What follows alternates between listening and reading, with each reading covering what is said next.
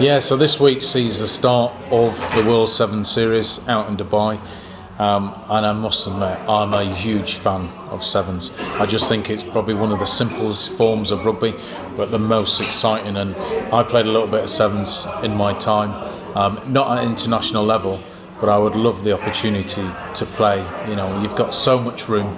It's just fun. That's rugby for me was all about taking people on. It was about expressing yourself, and that's what sevens is all about. You don't have to know much about rugby, you know, to be able to follow sevens. And you know, it's a real sort of festival atmosphere as well. Everybody comes to see tries, to see people, you know, take them on the outside, and because there's so much space for them to operate, you know, they see some absolute classic games and skill on show. So, you know, Dubai, where it all starts on this World Seven series, is a fantastic event. You know, it's played out in the middle of the desert.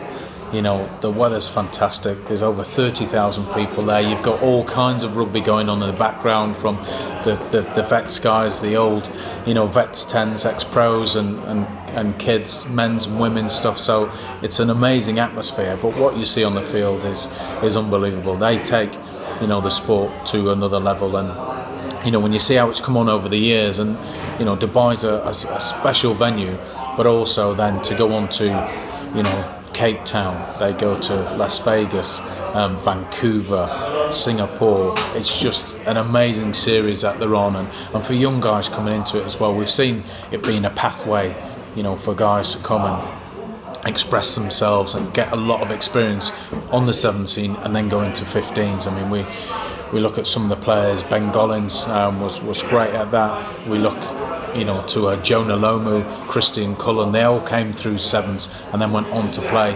15s and play it really well. So sevens over the years has been almost a feeder to the 15s. Now, because of the way that it's structured in the sevens, because of the great venues that they've got, now these guys are just full-time sevens, and they're going all over the world, and we're seeing some amazing talent. Look at USA, for example, as well, and guys like Carlin, Perry Baker.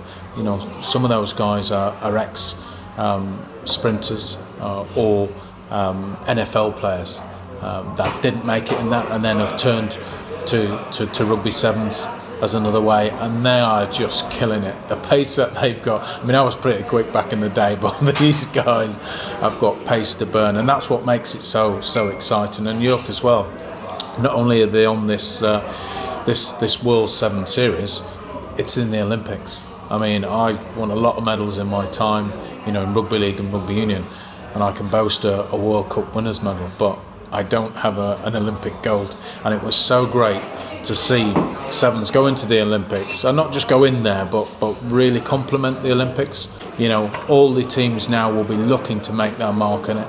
You see the Fijians, who were, you know, Olympic gold medal winners. I mean, wow, you know, what a thing, not just for the sport, but also for them, you know, going back to Fiji, taking those medals back, because rugby is life in Fiji, and you know, those guys now are heroes, you know, are worshipped down in Fiji, but you know, they have got the skills. Every time you see a Fiji play, you know, whether you're, you know, English, you know, whether you're from New Zealand, you can't help but, you know, just appreciate the skills, the way they play rugby, you know, the offloads, the footwork, you know, it's just amazing to watch. So, you know, this year's World Seven series will be amazing. It will be exciting.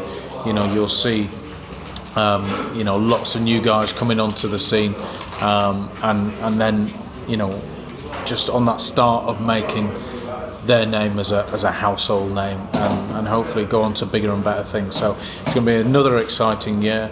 There's lots of teams that will be competing for it. It's not going to be a one-way street. You've got Australia, you've got South Africa, you've obviously got New Zealand, England, and you know, you've got a lot of other nations that will be there or thereabouts.